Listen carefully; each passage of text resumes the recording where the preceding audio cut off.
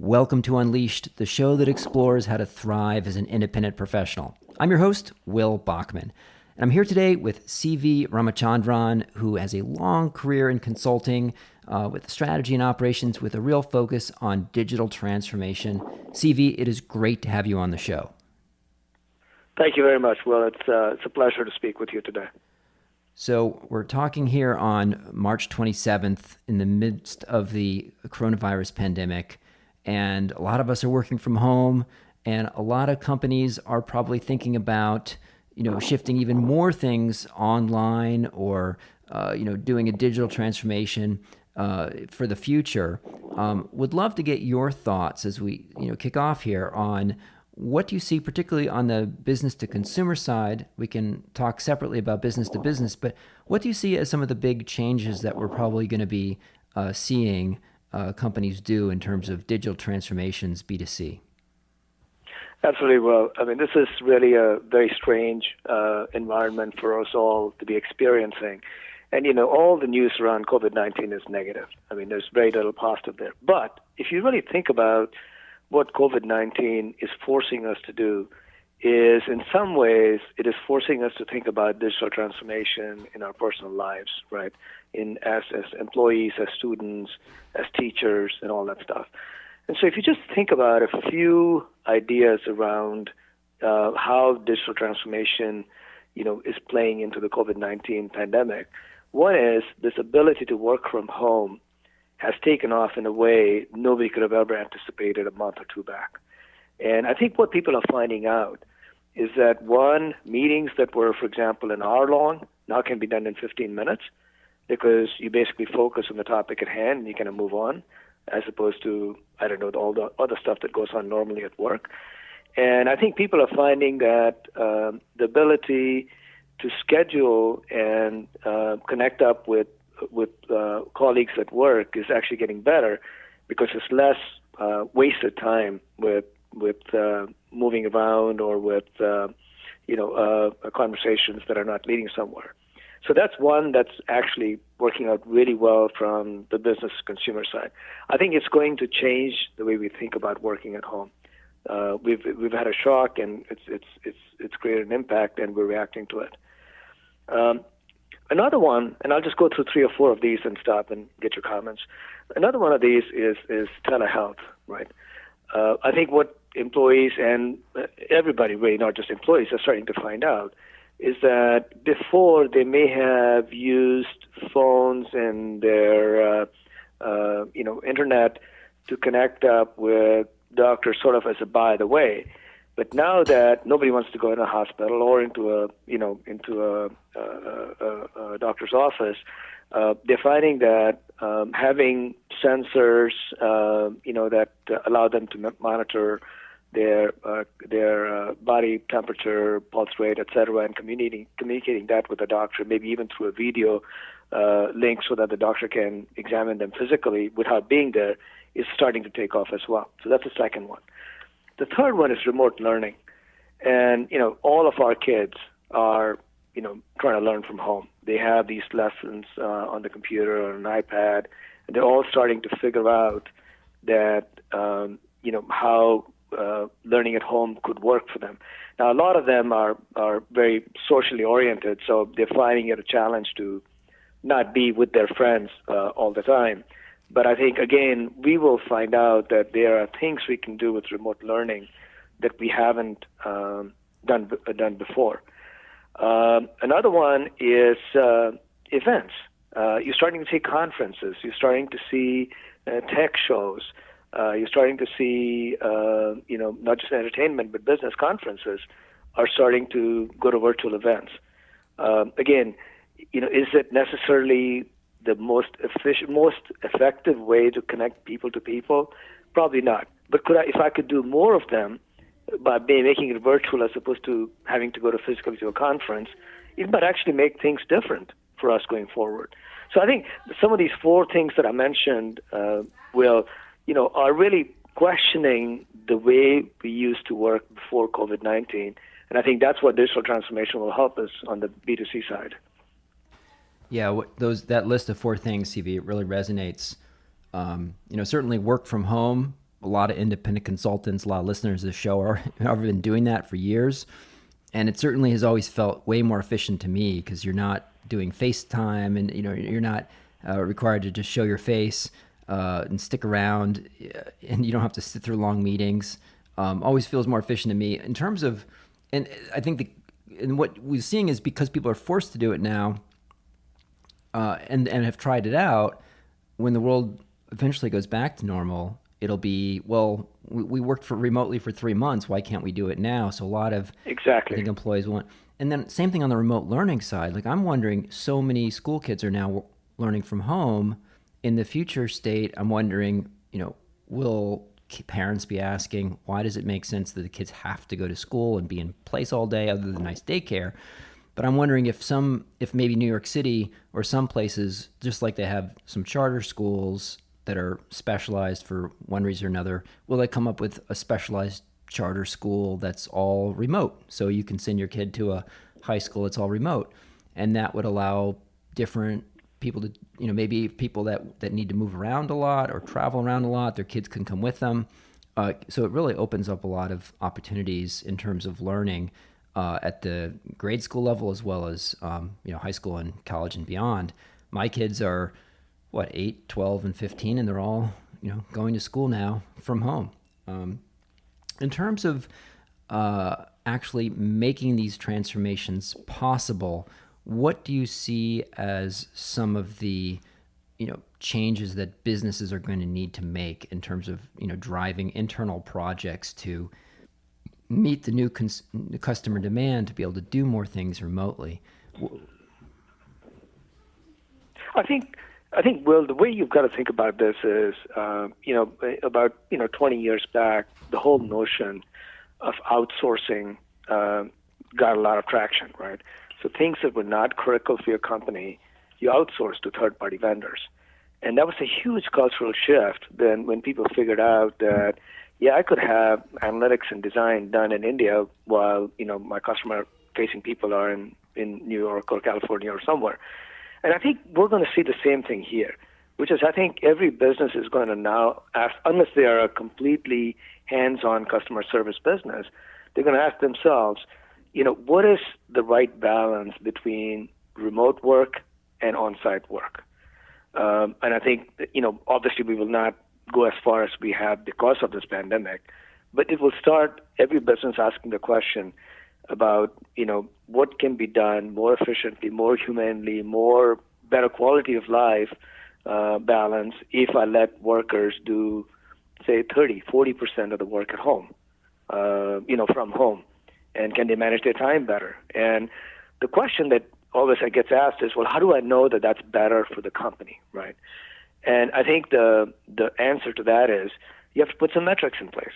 You have to measure productivity. So that, if you, let's say you were getting, 5 units of work in the old model, well, let's see if we can get more than 5 units of work in this remote working model. And sort of, have a very practical way to kind of track how work is actually getting done better and with better work-life balance, which I think in this new millennium area, I think it's actually going to appeal a lot to the people that are working in the workplace, they can manage this. So if we're serving a client, and how would you approach that conversation and do that kind of diagnostic effort to systematically review all the activities of the company and think about what could be done remotely in the future? I'll give you an example. We're doing that today. Okay. So, for example, for one of my clients, we're starting basically a purchasing cost reduction exercise, right? And nobody's at work, and we're not at their site. So what we're doing is we're setting up a fairly systematic process with the client to, start with the data, do a set of interviews with the client on the phone, start working with their suppliers on the phone, and then hopefully as things open up in the next couple of months, follow that up with more on-site workshops and meetings and discussions and negotiations.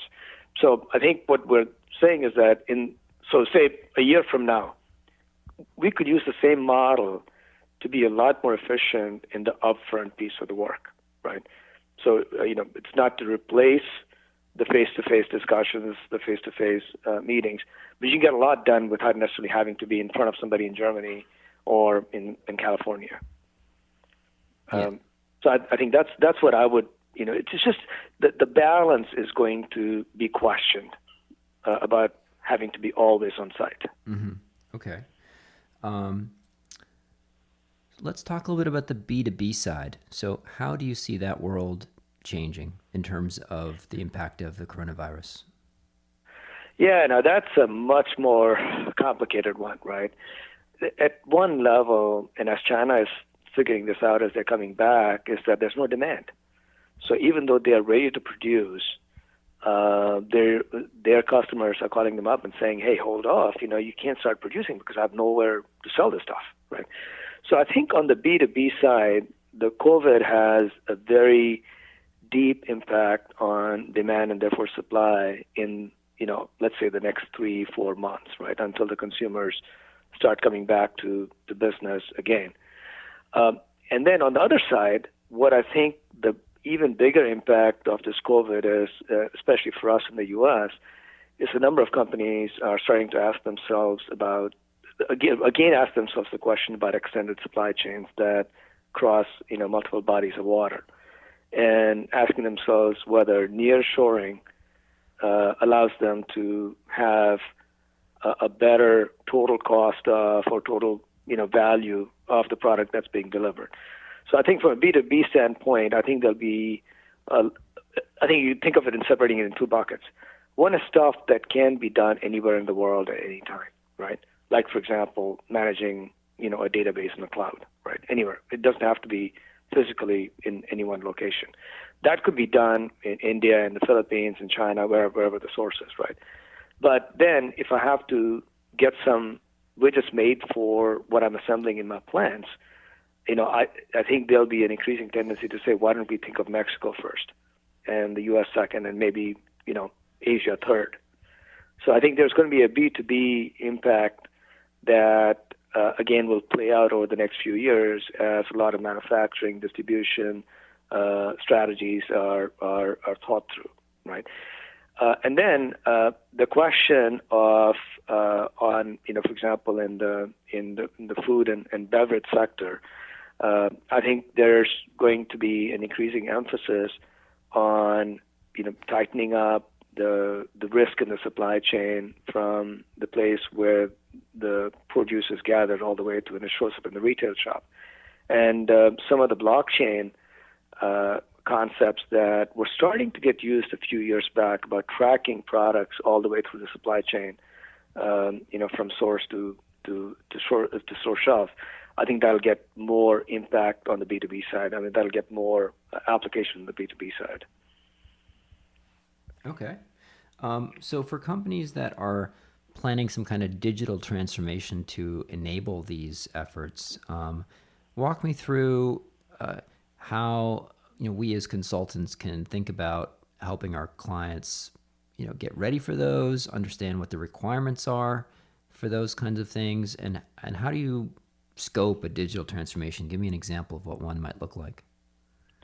Actually, this is, the first thing, the companies that are starting to realize is that digital transformation is really just another stage of transformation. What I mean by that is just like the mechanization of agriculture drove a whole set of changes in the workplace or in the farm, digital transformation is going to do the same thing in every business across the world. So it's really fundamental transformation, just using digital enablers.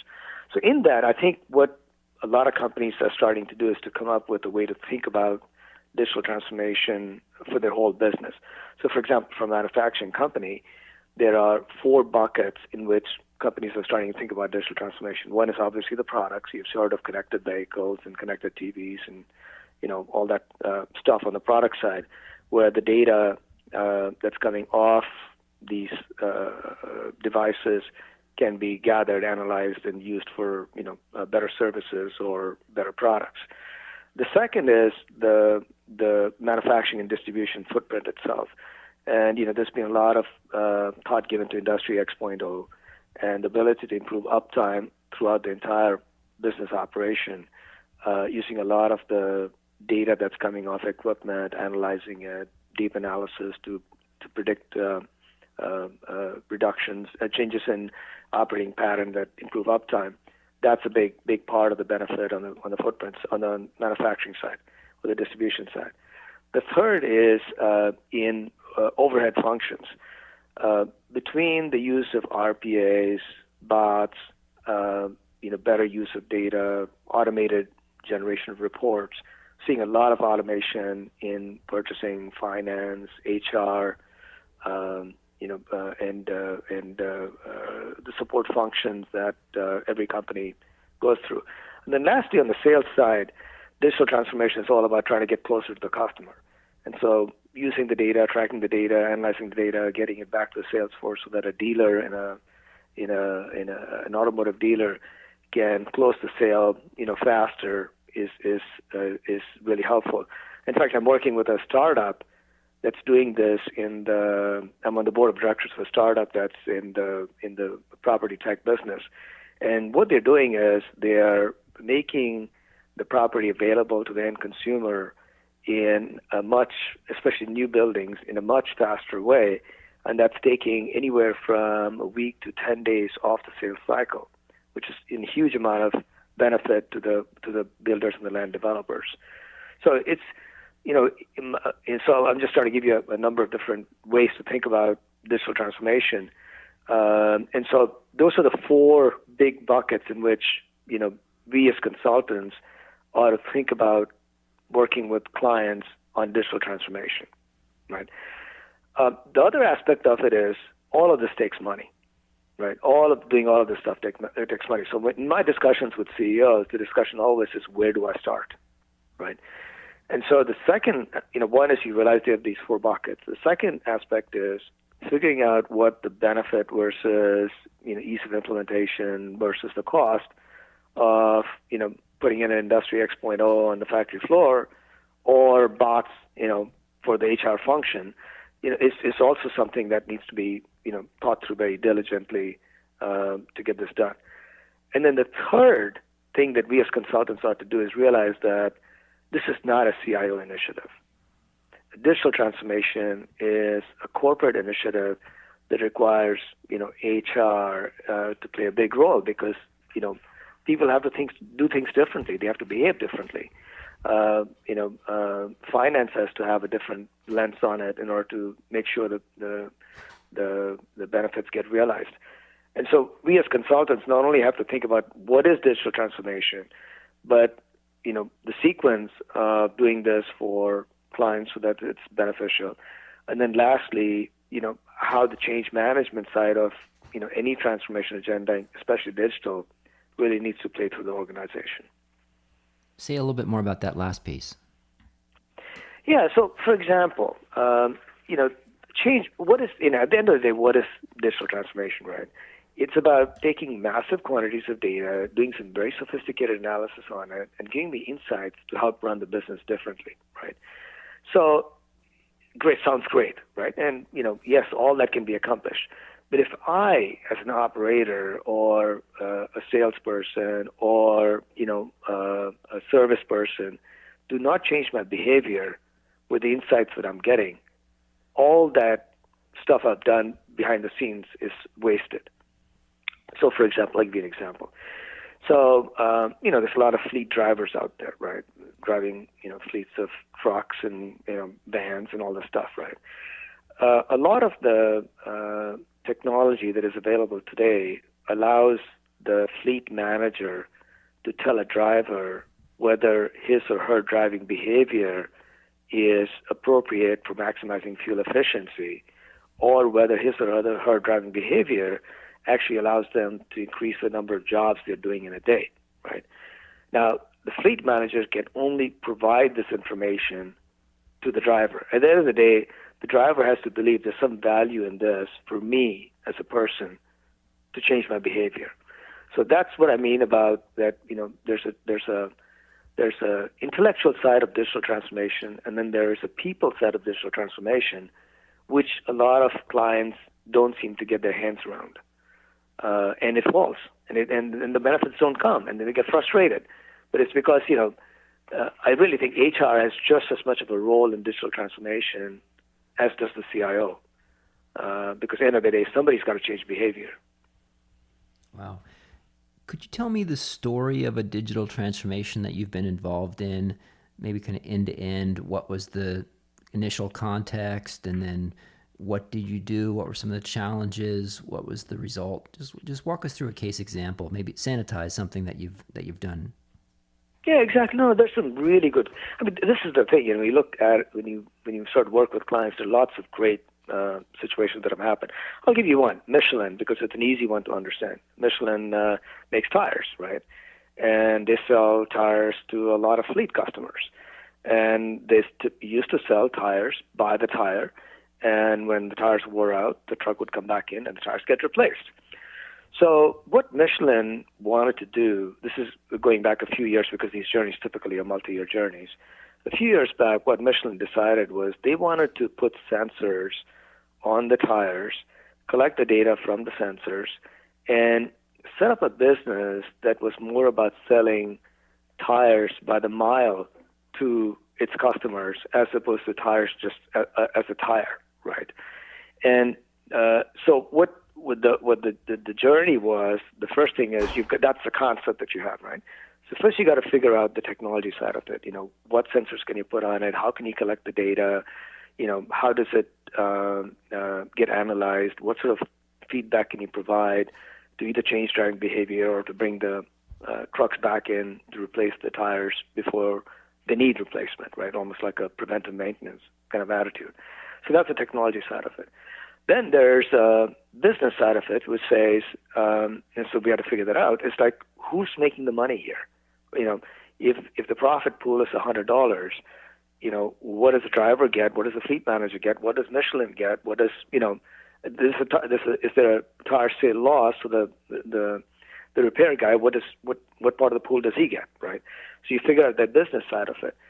And then third is what you realize is that this is all very well and good, but the current business cannot do this as a normal course of business.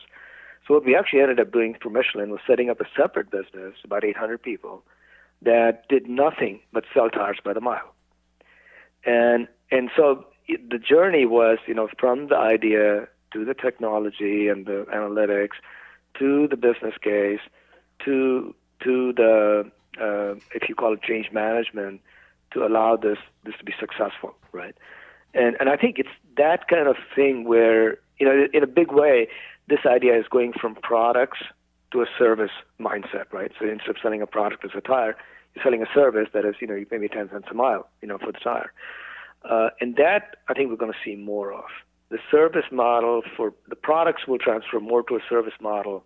And I think just this example is one example of, how we kind of went through the whole journey, and it was successful.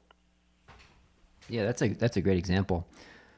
CV, if I know that you produce thought leadership and you have, you're served, a wide range of clients. If folks wanted to reach out to you to find out more about your firm, where would you like them to go? Do you want to give a website? Yes, actually, there is a website. It's called Digital Transformation Takes a Village, right? It's probably not anywhere close to being a great website, but I'm just starting to work on it. But more importantly, if somebody wants to, have any discussions with me, the easiest way to reach me is through LinkedIn. My contact information is there.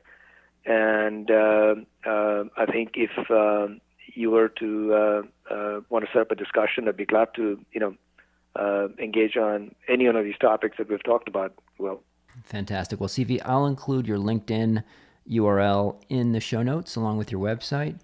And thank you so much for joining today and sharing a perspective on how the world may be changing.